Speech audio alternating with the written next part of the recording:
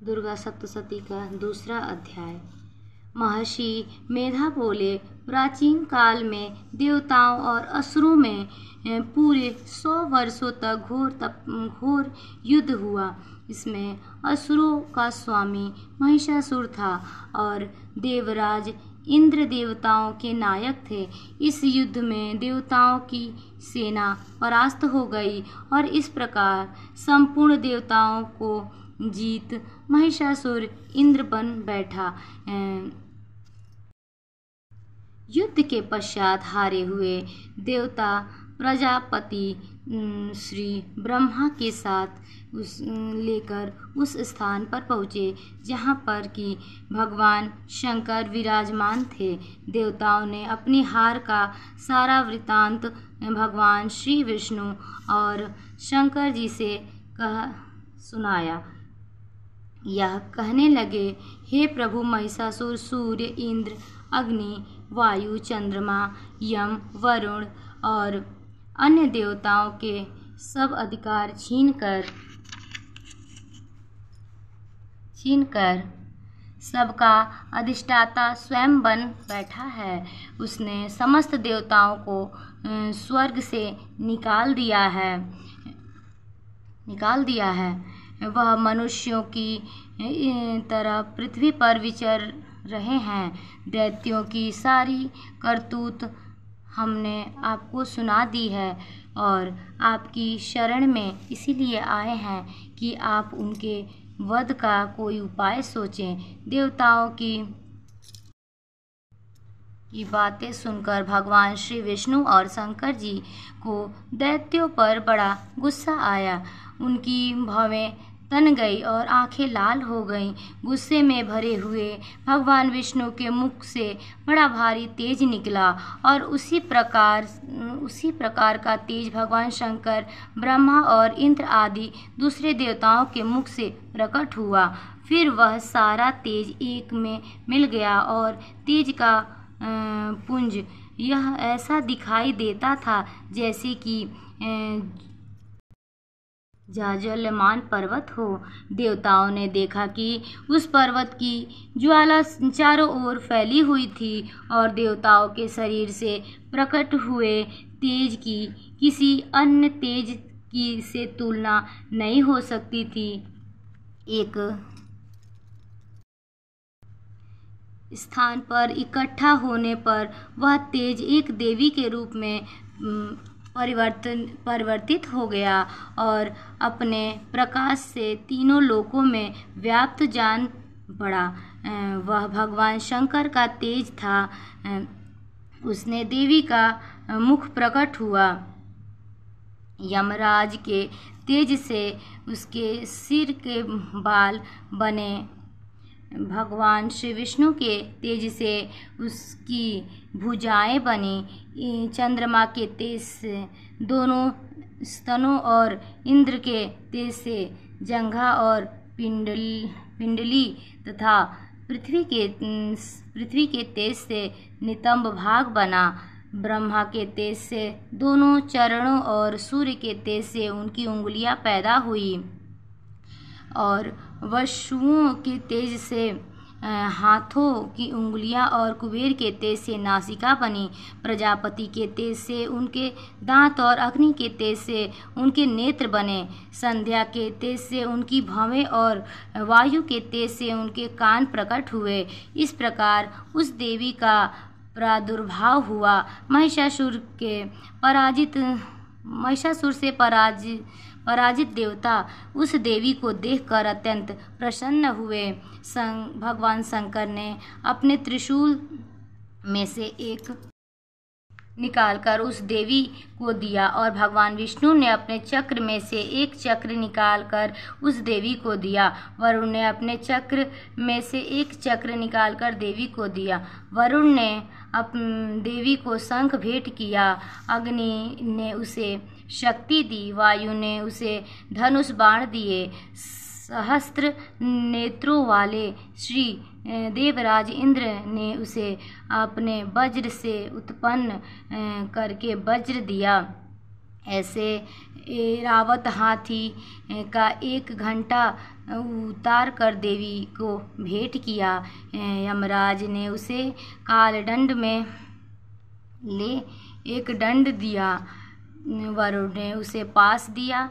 प्रजापति ने स्फटिक की माला दी और ब्रह्मा जी ने उसे कमंडलू दिया। सूर्य ने देवी के समस्त रोमों में अपनी किरणों का तेज भर दिया। काल से ऐसी चमकती हुई ढाल और तलवार दी और ज्वलहार और दिव्य वस्त्र उसे भेंट किए और उनके साथ ही उसने दिव्य चूड़ामणि दी जो कुंडल, कनक, उज्ज्वल अर्धचंद्र, बाहों के लिए बाजूबंद, चरणों के लिए नुपुर, गले के लिए सुंदर हंसली और अंगुलियों के लिए रत्नों से बनी हुई अंगूठियाँ उसे दी। विश्वकर्मा ने उसको फरसा दिया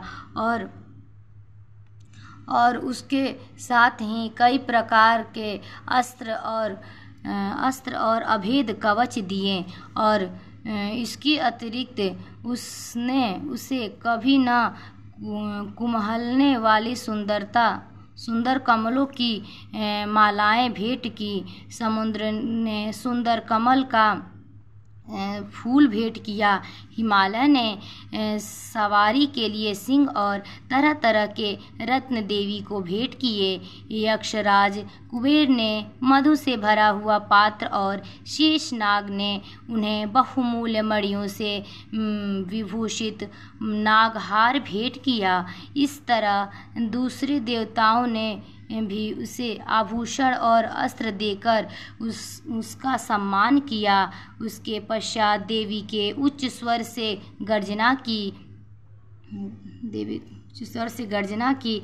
उसके इस भयंकर नाद से आकाश गूंज उठा। देवी का वह उच्च स्वर से किया हुआ सिंहनाद समा न सका।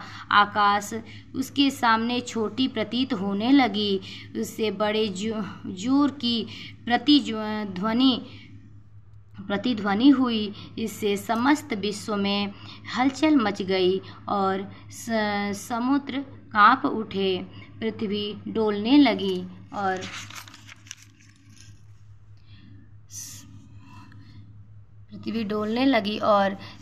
सब पर्वत हिलने लगे। देवताओं ने उस समय प्रसन्न हो सिंहवाहिनी जगतमयी देवी ने कहा, देवी तुम्हारी जय हो।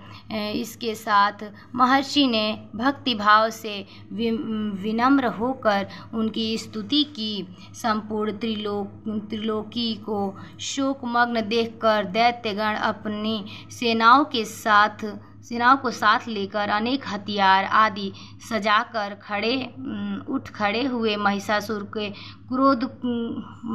के क्रोध की कोई सीमा नहीं थी। उसने क्रोध में भरकर कहा, यह सब क्या उत्पात है।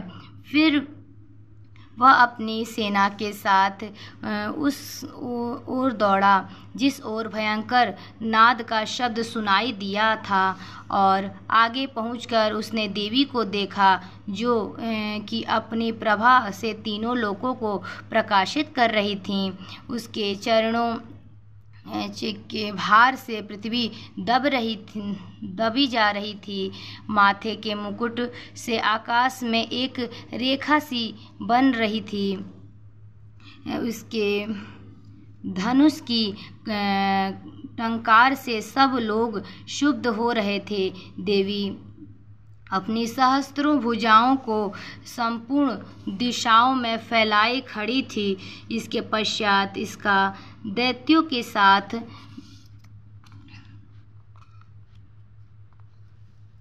युद्ध छिड़ गया और इस प्रकार के अस्त्र शस्त्र से सब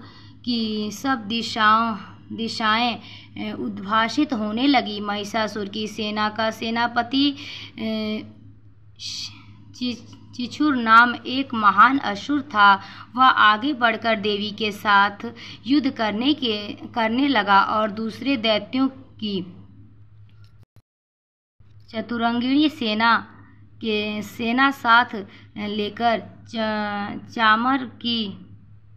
चामर भी लड़ने लगा और 60,000 महारथियों के साथ लेकर उदग्र नामक महादैत्य आकर युद्ध करने लगा और महाहनु नामक असुर 1 करोड़ रथियों के साथ लेकर असीमोला नामक असुर 5 करोड़ सैनिकों के साथ लेकर युद्ध करने लगा। वाशकल नामक असुर 8 लाख असुरों के साथ युद्ध में आ डटा। विडाल नामक असुर 1 करोड़ रथियों सहित लड़ने को तैयार था। इन सब के अतिरिक्त और भी 1000 असुर हाथी और घोड़े के साथ लेकर लड़ने लगे और इन सबके पश्चात महिषासुर करोड़ों रथों, हाथियों और घोड़ों सहित वहां आकर देवी के साथ लड़ने लगा। सभी असुर तोमर, भिंदपाल, शक्ति, मूसल, खड्गों, फरसों, फट्टियों के साथ रणभूमि में देवी के साथ युद्ध करने लगे। कई शक्तियां फेंकने लगे और कोई अन्य शस्त्रादि। इसके पश्चात सबके सब दैत्य अपनी अपनी तलवारें हाथों में लेकर देवी की ओर दौड़े और उसे मार डालने का उद्योग करने लगे। मगर देवी ने क्रोध में भरकर खेल ही खेल में उनके सब अस्त्र शस्त्र को काट दिए। उसके पश्चात ऋषियों और देवताओं ने देवी की स्तुति आरंभ कर दी। वह प्रसन्न होकर असुरों के शरीरों पर अस्त्र शस्त्र की वर्षा करती रहीं। देवी का वाहन भी क्रोध में भरकर दैत्य सेना को इस प्रकार विचरण करने लगा जैसे कि वन में दावानल फैल रहा हो। युद्ध करती हुई देवी ने क्रोध में भरकर जिसने श्वासों को छोड़ा वह तुरंत ही सैकड़ों हजारों गढ़ों के रूप में परिवर्तित हो गए।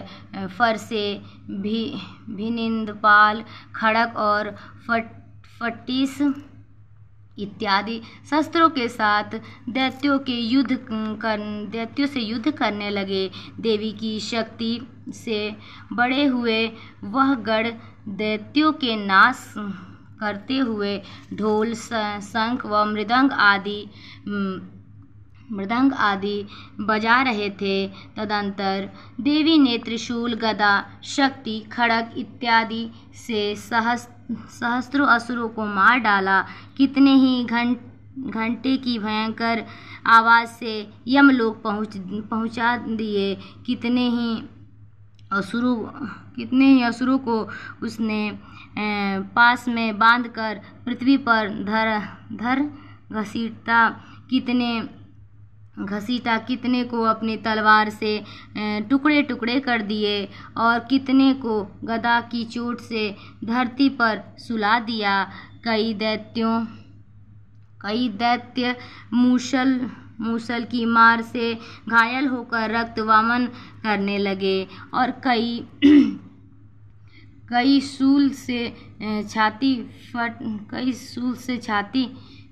फट जाने के कारण पृथ्वी पर लेट गए और कितनों की बाण वर्षा से कमर टूट गई। देवताओं को पीड़ा देने वाले दैत्य कट कट कर मरने लगे। कितने की बाहें अलग हो गईं, कितनों की ग्रीवाएं कट गईं, कितने की सिर फट कर धूल भूमि पर लुढ़क गए, कितने के शरीर बीच में से कट गए और कितने की जांघें कट गईं और वह पृथ्वी पर गिर पड़े। कितने के सिरों और पैरों के कटने पर भी भूमि पर से उड़ खड़े हुए और शस्त्र हाथ में लेकर देवी से लड़ने लगे और कई दैत्यगण भूमि में बाजों की ध्वनि के साथ नाच रहे थे। कई असुर जिनके सिर कट चुके थे बिना सिर के धड़ से ही हाथ में शस्त्र लिए हुए लड़ रहे थे। दैत्य रह कर ठहरो ठहरो कहते हुए देवी को युद्ध के लिए ललकार रहे थे। जहाँ पर यह घोर संग्राम हुआ था वह भी भूमि रथ, हाथी, घोड़े और असुर की लाशों से भर गई थी और असुर सेना के बीच में रक्तपात होने के कारण रुधिर की नदियाँ बह रही थी। इस तरह देवी ने असुरों की विशाल सेना को क्षण भर में इस तरह से नष्ट कर डाला जैसे तृणकाष्ठ से बड़े समूह को अग्नि नष्ट कर डालती है। और देवी का सिंह भी गर्दन के बालों को हिलाता हुआ और बड़ा शब्द करता हुआ असुरों के शरीरों से मानो उसके प्राणों को ढूंढ रहा था। वहाँ देवी के गणों ने जब दैत्यों के साथ युद्ध किया तो देवताओं ने प्रसन्न होकर आकाश से उन पर पुष्प वर्षा की। इस प्रकार से दूसरा अध्याय समाप्त हुआ। प्रेम से बोलिए माता रानी की जय।